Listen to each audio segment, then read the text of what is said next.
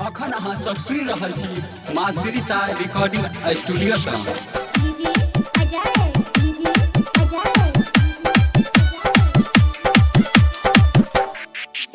सब बाजिन के दियो न गोद भराए हे भगवती माय। सब बाजिन के दियो न गोद भराए हे भगवती माय। सब बाजिन के दियो न गोद भराए हे भगवती माय, हे भगवती माय। बोलो बोलो शेरा वाली मैया की।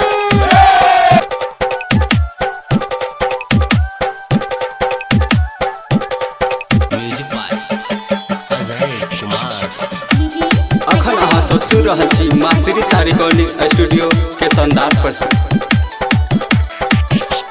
करे छो पुकार मैया सुन लया राजिया, सुन लया राजिया गे सुन लया राजिया। माथा पे होय के सहाय, माथा पे होय के सहाय हे भगवती माय। सब बाजिन के दियो न गोद भराए हे भगवती माय। सब बाजिन के दियो न गोद भराए हे भगवती माय, हे भगवती माय।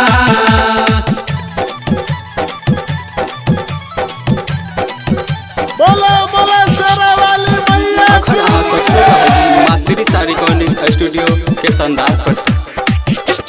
रोज सुबह शाम मैया करे छो पूजनिया, करे छो पूजनिया गे करे छो पूजनिया। मंदिर में छेना चढ़ाए, मंदिर में छेना चढ़ाए हे भगवती माय।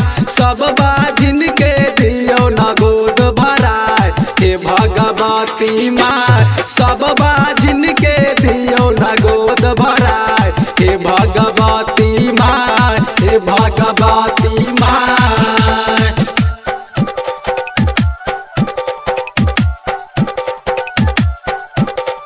बोलो बोलो शेरा वाली मैया की।